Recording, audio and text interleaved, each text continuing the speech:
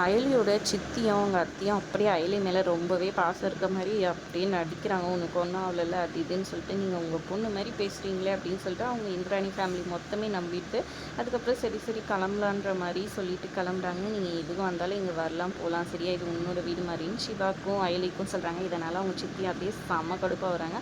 அப்புறம் வீட்டுக்கு கூட்டிகிட்டு வந்து அயலிக்கு சரியான ரைடு விழுது. அது இங்கே எதுக்கடி போனோன்னு சொல்லி இந்த மாதிரி பேங்க்லேருந்து இது எடுத்துகிட்டு போன எதுவும் திருடிட்டாங்கப்பா, அதனால தான் அங்கே போகும்போது அங்கே போயிட்டு அந்த திருடன்னு சொல்கிறாங்க. இவர் நல்லா பொய் சொல்கிறா அப்படின்ற மாதிரி அவங்க அத்தை பொண்ணு சொல்கிறாங்க. ஏன்னா நான் தான் பார்த்தேனே இதுலேருந்து பேக்கை எடுத்து சிவாவோட வண்டியில் தான் வச்சா முன்னாடி அப்படின்ற மாதிரி சொல்கிறாங்க. அது எப்படி திருடிட்டு முடியும் அப்படின்னு சொல்லி கேட்க அப்போயும் போய் தான் சொல்கிறா. இப்போ தெரிஞ்சிடும் உன்னோட குட்டு, அவன் வண்டியில் தேடி பார்த்தா கிடச்சிடும்.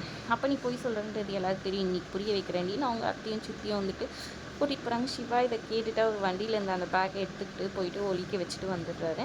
அப்புறம் வண்டியில் தேடி பார்க்க இல்லைன்னொன்னே எனக்கு தெரிஞ்ச அந்த சிவா தான் நம்ம பேசிகிட்டு இருந்தது கேட்டு எடுத்து மறைச்சி வச்சுருப்பான். இப்போ அவனை கூப்பிட்டு இது பண்ணால் தெரிஞ்சு போய்டும்னு சொல்கிறாங்க. அப்புறம் சிவா வந்துட்டு இதை கேட்க இல்லை இந்த மாதிரி இல்லைன்ற மாதிரி சொல்லியிருப்பாங்க. இன்றைக்கி நீ தப்பிச்சிருக்கலாம்டி, ஆனால் ஒரு நாள் இல்லை ஒரு நாள் நீ மாட்டுவடி அப்படின்ற மாதிரி சொல்லி ஹைலியை மிரட்டிட்டு இருக்காங்க. போங்கடி உங்களுக்கு வேறு வேலையே இல்லைன்னு சொல்கிறாங்க. சரி இதில் இவ தப்பிச்சா கூட அவங்க வீட்டுக்கு வந்துட்டு இவங்க போனப்போ எல்லாம் பேக் இருந்துச்சா இல்லையான்றது தெரிஞ்சிடும்ல, அதனால் அவங்க சிசிடிவி ஃபுட்டேஜ் செக் பண்ண சொல்லலாம். நான் கபிலன் கால் பண்ணுறேன்ற மாதிரி ரித்விகா சொல்கிறாங்க. சரி பண்ணுன்ற மாதிரி எல்லோரும் சொல்லி நிற்க ரித்விகா கால் பண்ணுறாங்க. அவர் எடுக்க மாட்டேங்கிறான்னு பார்த்துட்டு இருக்க. இல்லைடி வேணாம் நீ ஃபோன் கட் பண்ணு, இதெல்லாம் கேட்டால் அவங்க தப்பாக இது பண்ணிப்பாங்க, அதனால் வேண்டாம் விடு, இன்றைக்கி நீ தப்பிச்சடி உனக்கு இருக்குடி இன்னொரு நாளைக்குன்னு அவங்க சித்தி சொல்லிட்டு போயிட்டாங்க. அயலி அப்பாடா தப்பிச்சோண்டா, சிசிடிவி ஃபுட்டேஜ் பார்த்துருந்தா அவ்வளோதான் மாட்டிருப்போன்ற மாதிரி அப்படியே இதுவாகிடுறாங்க. அதோடு வந்துட்டு எபிசோட் முடியுதுங்க. லேட்டஸ்ட் ப்ரோமோவில் பார்த்தீங்கன்னா அயலியை வந்துட்டு வீட்டுக்கு வெளியே நிற்க வச்சுட்ருக்காங்க. இப்போ நீங்கள் ஒழுங்கு முறையாக வீட்டுக்குள்ளே வரதானே வா, இல்லாட்டி போயிட்டே அப்படின்ற மாதிரி சொல்கிறாங்க. அப்படி எங்கள் அம்மா என்ன தப்பு பண்ணிட்டாங்கன்னு கேட்குறாங்க. அவங்க ஃபேமிலி ஃபோட்டோ எடுத்து வெளியே போட்டிருக்காங்க. அந்த ஃபோட்டோ எடுத்து அழுதுகிட்டே நின்றுட்டுருக்காங்க.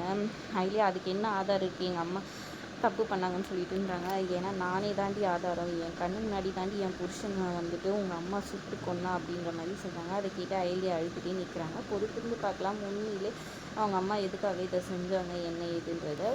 அதோட எபிசோட் முடியுதுங்க. தேங்க்ஸ் ஃபார் வாட்சிங்.